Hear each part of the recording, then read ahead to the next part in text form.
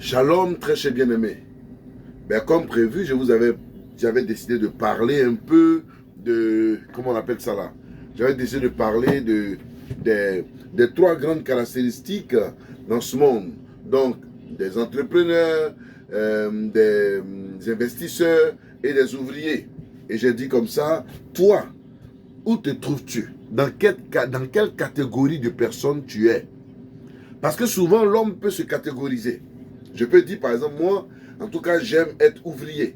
Alors qu'en réalité, Dieu ne m'a pas appelé à être ouvrier. Si quelqu'un peut dire, moi, j'aime investir. Alors que tu remarques que dans ta vie, chaque fois que tu investis, c'est à perte.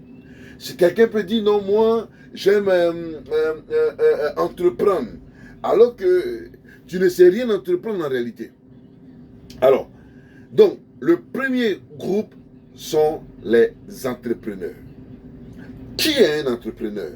Un entrepreneur, c'est celui qui prend l'initiative, n'est-ce pas, de réaliser des projets. Qui prend l'initiative de réaliser des projets. Donc, un entrepreneur, c'est un penseur. Un entrepreneur, c'est quelqu'un qui réfléchit. Il est intelligent. Il pense, il met les choses sur papier.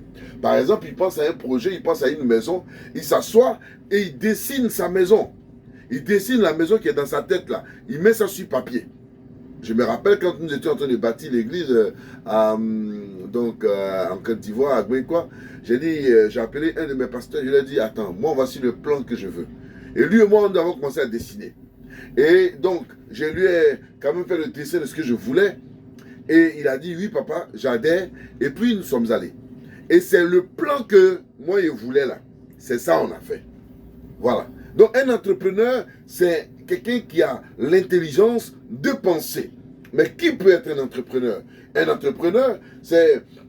Dieu disait, n'est-ce pas, à Moïse, sinon à Josué, dans Josué chapitre 1, à partir, donc Josué chapitre 1, c'est ça, à partir du verset 7 verset 10, il dit à Moïse, marche selon mes prescriptions, marche selon ce que je te dis, et ne t'en détourne ni à gauche ni à droite, afin de pouvoir réussir dans tout ce que je vais t'enseigner, afin de pouvoir te bénir dans tout ce que tu vas entreprendre.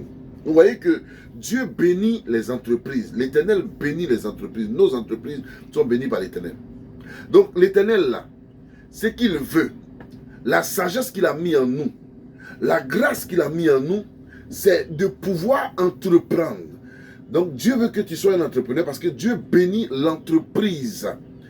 Alors qu'est-ce qu'un chrétien peut entreprendre? Quelqu'un qui est pauvre, qu'est-ce qu'il peut entreprendre?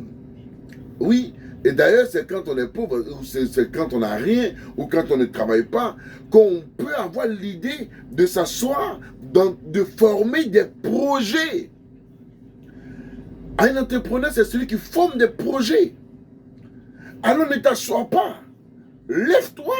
Toi qui ne travailles pas, tout le monde pense que tu es pauvre, c'est l'heure de faire tes projets parce que le moment où tu vas faire ces projets-là, Dieu regardera ces projets pour te bénir. Dieu va regarder ces projets-là pour te bénir.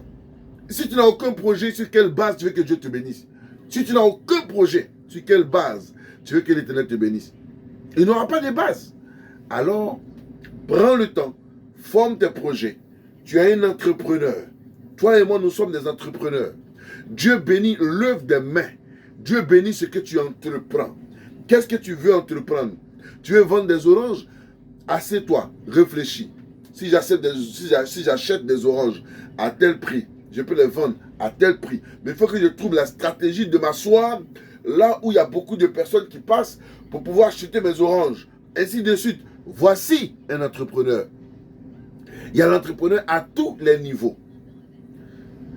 Alors, que Dieu vous bénisse. Et je pourrais vous dire beaucoup de choses sur l'entrepreneuriat, mais je parlerai prochainement, n'est-ce pas, de ce qu'on appelle l'investissement. Qui est investisseur? Merci.